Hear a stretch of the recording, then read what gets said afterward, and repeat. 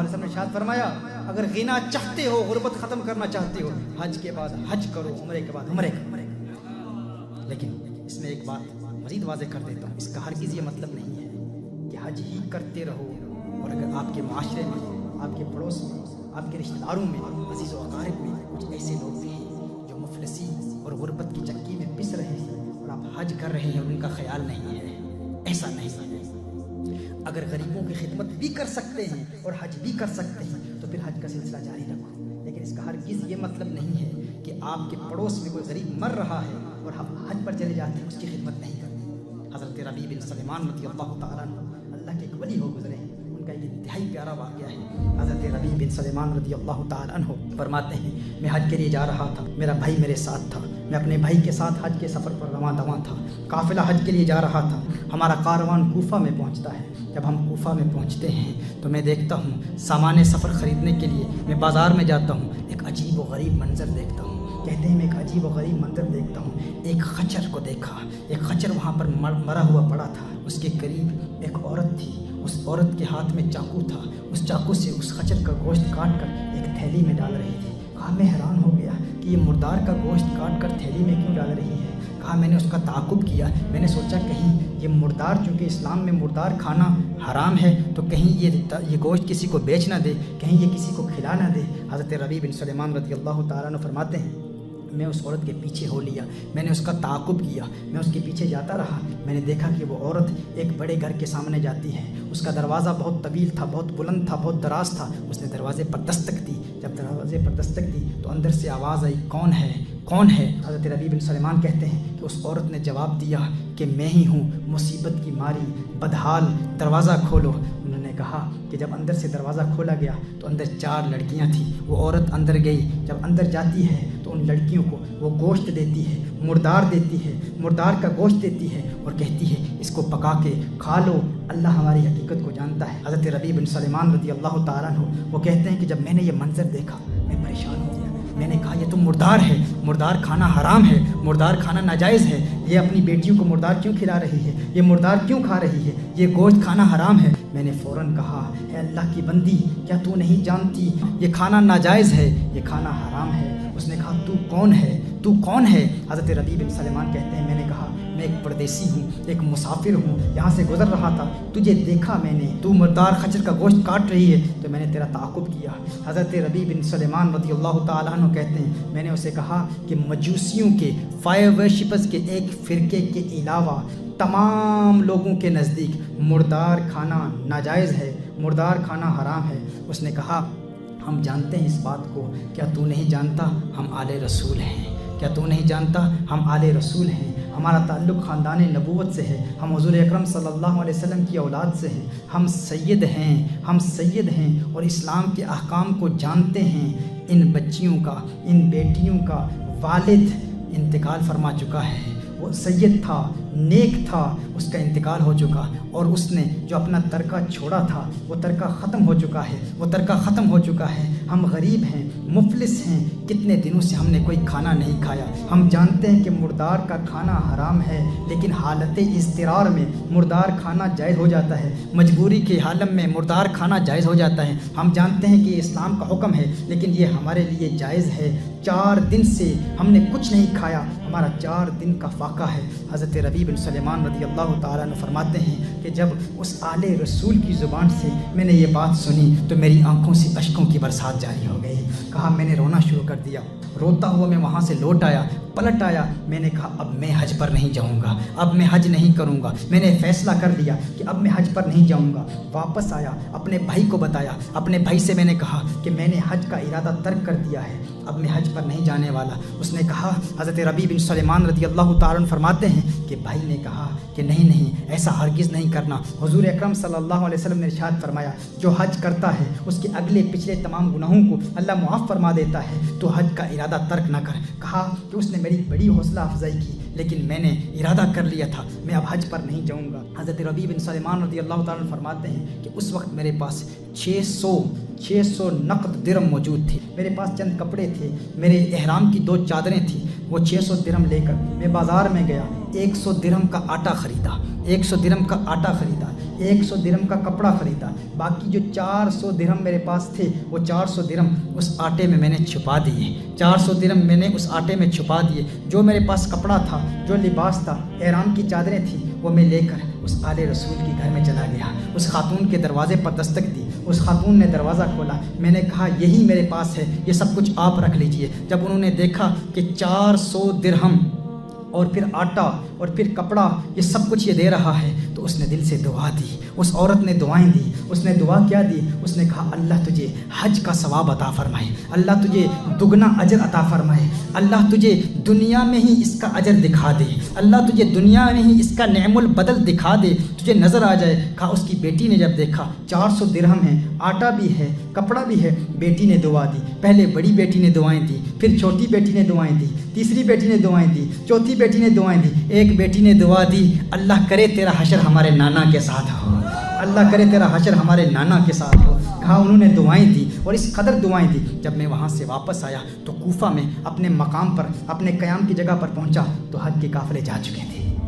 کہا میں بہت پریشان ہوا، دل میں بڑی پریشانی محسوس ہوئی، دل میں یہ تمنائیں مچل رہی تھیں، یہ آرزویں تھیں، یہ خواہشات تھیں کہ میں حج کے لیے آیا تھا، قافلہ چلا گیا، میں کوفہ میں ہی رہ گیا، کاش کہ میرا بھی بلاوا آ جاتا، کاش کہ میں بھی حج پر چلا جاتا۔ کہا میں وہیں انتظار کرتا رہا یہاں تک کہ حج کے قافلے جو حج کے لیے گئے تھے، حج کے وہ قافلے واپس آنا شروع ہو گئے، کاروان حج واپس آنا شروع ہو گئے۔ جب حاجیوں کی واپسی کا میں نے سنا تو میں نے ارادہ کر لیا، ایک پختہ عزم کر لیا کہ میں ہر حاجی کا استقبال کروں گا، ہر حاجی کا استقبال کروں گا اور ان سے دعائیں لوں گا، کیونکہ ان کی دعائیں اللہ کی بارگاہ میں مقبول ہیں۔ ابھی حج کی سعادت حاصل کر کے وہ واپس آ رہے ہیں تو میں ہر حاجی سے ملاقات کروں گا اور ان سے کہوں گا کہ میرے لیے دعائیں کرنا۔ کہا حضرت ربیع بن سلیمان رضی اللہ تعالیٰ عنہ نے، وہ کہتے ہیں کہ میں حاجیوں کے استقبال کے لیے گیا، جب حاجیوں سے ملا تو میں نے کہا اللہ تمہارا حج قبول فرمائے، اللہ تمہارا حج قبول فرمائے، اللہ تمہاری عبادت قبول فرمائے، تجھے اللہ نے حج کی سعادت سے نوازا، اللہ تمہاری عبادتوں کو قبول فرمائے، تم میرے لیے دعائیں کرو۔ کہا تو ان لوگوں نے کہا، وہ لوگ جو حج سے واپس آ رہے تھے، جن کا استقبال کرنے کے لیے میں گیا تھا، انہوں نے کہا کیا بات کرتا ہے، کیا کہتا ہے، کیا کہہ رہا ہے، کیا تو یہ کہنا چاہ رہا ہے کہ تو حج پر نہیں گیا تھا، کیا تو حج سے انکار کرتا ہے، کیا تو یہ کہتا ہے کہ تو حج پر نہیں گیا تھا؟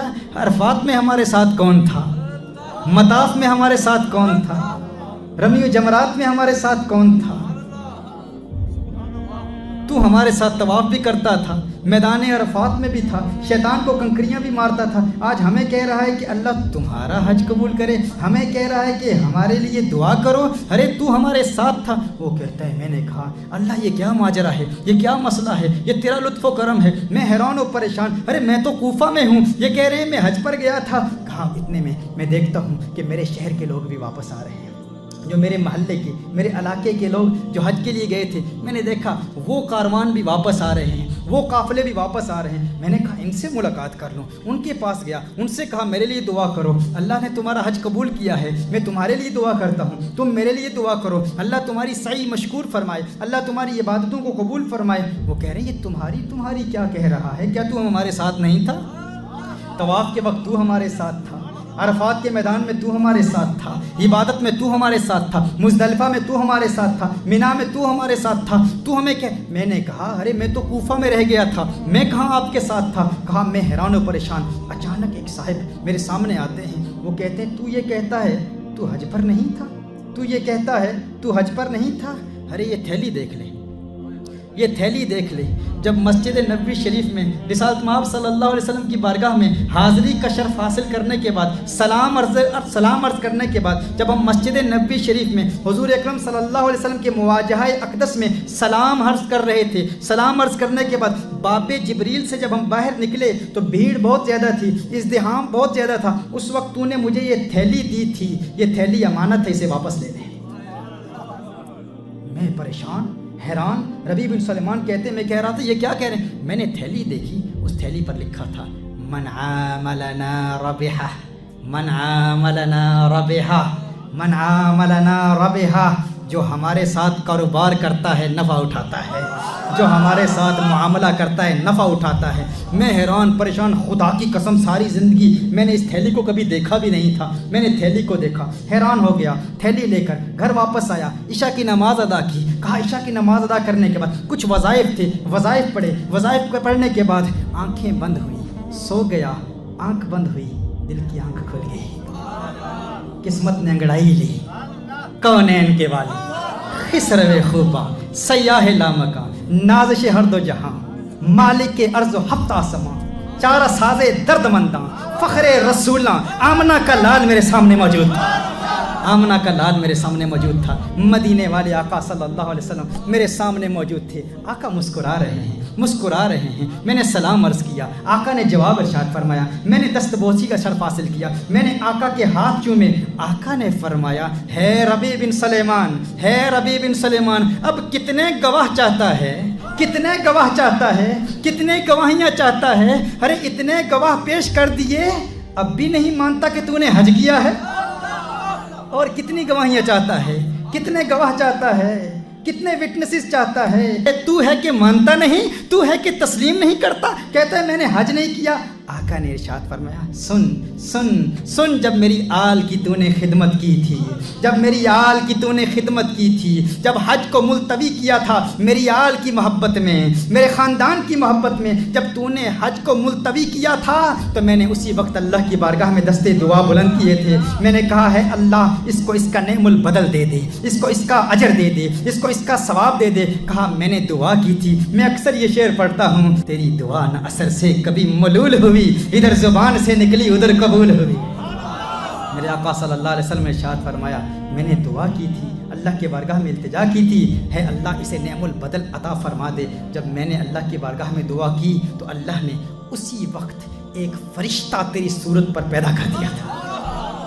اللہ نے اسی وقت ایک فرشتہ تیری صورت پر پیدا کر دیا تھا، اور اللہ نے اس فرشتے کو حکم فرمایا، میرے نبی کی آل سے پیار کرنے والے کا اجر یہ ہے فرشتے تو ربیع بن سلیمان کی صورت میں قیامت تک ہر سال حج کرتا رہے، ہر سال حج کرتا رہے، ہر سال حج کرتا رہے۔ میرے آقا صلی اللہ علیہ وسلم نے ارشاد فرمایا کہ وہ جو 600 درہم تو نے دیے تھے نا، اللہ نے اس کا متبادل دگنا کر کے دے دیا۔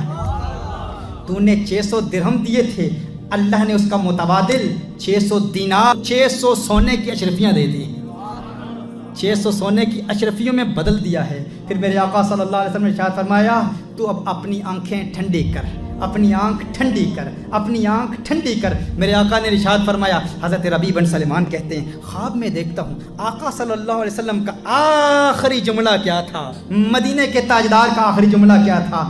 آقا نے فرمایا، من عاملنا ربحا، من عاملنا ربحا، من عاملنا ربحا، جو ہم سے کاروبار کرتا ہے نفع اٹھاتا ہے، جو ہم سے معاملہ کرتا ہے نفع اٹھاتا ہے۔ آقا یاد دلا رہے ہیں، اس تھیلی کو نہ بھولنا، اس تھیلی کو نہ بھولنا۔ تھیلی کون سی تھی؟ وہ جو باب جبریل سے وہ فرشتہ آیا تھا ربیع بن سلیمان کی صورت میں، اور اس نے وہ تھیلی دی تھی، کہا تھا یہ امانت ہے لے جاؤ۔ یہ امانت کس کے لیے تھی؟ ربیع بن سلیمان کے لیے تھی، اللہ کے اس پیارے بندے کے لیے تھی، آل رسول سے پیار کرنے والے کے لیے تھی۔ ربیع بن سلیمان کو جو تھیلی دی گئی تھی، اس تھیلی پر یہی لکھا تھا، من عاملنا ربحا۔ تو آقا فرما رہے ہیں، وہ جو 600 دینار ہے نا، وہ میں تجھے بتا رہا ہوں وہ کہاں ہیں۔ اشارہ دے دیا، کلو دے دیا، من عاملنا ربحا، جو ہمارے ساتھ معاملہ کرتا ہے نفع اٹھاتا ہے۔ ربیع بن سلیمان کہتے ہیں، میری آنکھ کھلتی ہے، فوراً تھیلی اٹھاتا ہوں، تھیلی کو کھولتا ہوں تو اس تھیلی میں مجھے 600 دینار نظر آتے ہیں۔ محترم احبا، یہی پیغام ہے، حج کرو، بار بار کرو، لیکن غریبوں کا خیال رکھو، مفلسوں کا خیال رکھو۔